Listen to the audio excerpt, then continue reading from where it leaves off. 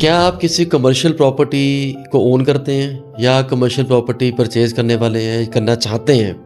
Commercial property को study करने के लिए हमारे इस वीडियो को ज़रूर देखें। उसकी आरओआई कैसे कैलकुलेट करनी है, ज़रूर इस वीडियो पे ध्यान दें।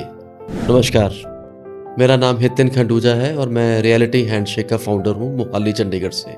अगर आप एक कमर्शियल प्रॉपर्टी के ओनर हैं या नई प्रॉपर्टी बाय करना चाहते हैं, उसके लिए कुछ चेक पॉइंट्स आपके जहन में, आपके दिमाग में ज़रूर होने चाहिए। सबसे पहला टिपिकल रिक्वायरमेंट है आपकी प्रॉपर्टी की लोकेशन। क्या वो किसी सेंटर में है, सिटी के किसी पर्टिकुलर क्लस्टर ऑफ सोसाइटीज़ के सेंटर में है?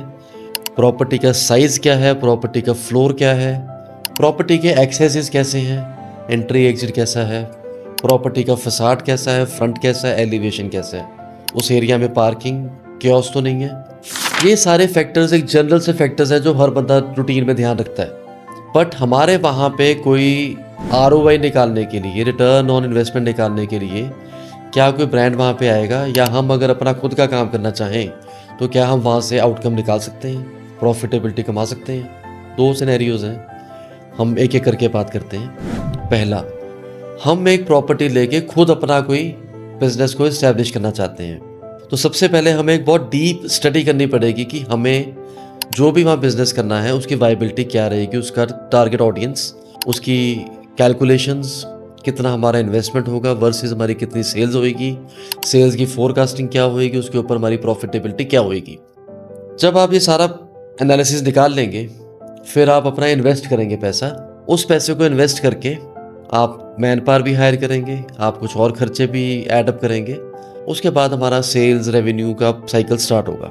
जब वो सेल्स का रेवेन्यू का साइकिल स्टार्ट होगा, तब हमें कुछ महीने बाद या 1 साल बाद या 2 साल बाद अप्रॉक्सीमेटली हमें आइडिया होगा कि हमारी प्रॉफिटेबिलिटी, हमारी आरओआई क्या बन रही है। दूसरा सिनेरियो, अगर हम किसी कंपनी के साथ, किसी ब्रांड के साथ, आजकल बहुत सारी अपॉर्चुनिटीज़ ऐसी आ रही हैं, जैसे पुराने टाइम में या शुरू से चलता आ रहा है कल्चर, कन्वेंशनल ब्रांड्स हैं, कन्वेंशनल पॉलिसीज़ हैं, एक पर्टिकुलर एक निचोड़ निकाला हुआ रेट दे के कंपनीज एक्वायर कर लेती हैं, अपना स्टोर का आउटलेट खोल लेती हैं।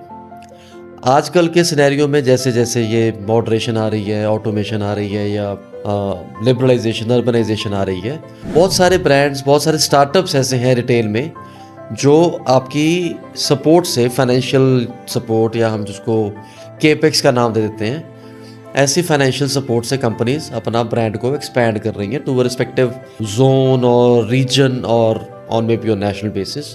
अगर ऐसे कोई स्टार्टअप्स, अगर कोई आपको अप्रोच करता है और आपकी अच्छी जगह पे प्रॉपर्टी पड़ी है विद केपेक्स सपोर्ट, समटाइम्स कोई स्टार्टअप्स या कोई अपकमिंग बडिंग रिटेल ब्रांड्स कुछ परसेंटेज ऑफ केपेक्स की डिमांड करते हैं, रिक्वेस्ट करते हैं। कुछ स्टार्टअप्स बड़े एडामेंट होते हैं, उनको अपनी क्वालिटी पे बहुत संतोष होता है कि उनका ब्रांड बहुत अच्छा परफॉर्म करेगा, उनकी जो मार्केट रिसर्च है, उनकी जो बिजनेस इंटेलिजेंस है, to outperform all the other existing competitors, तो उनको कंसीडर करना कुछ गलत नहीं होगा।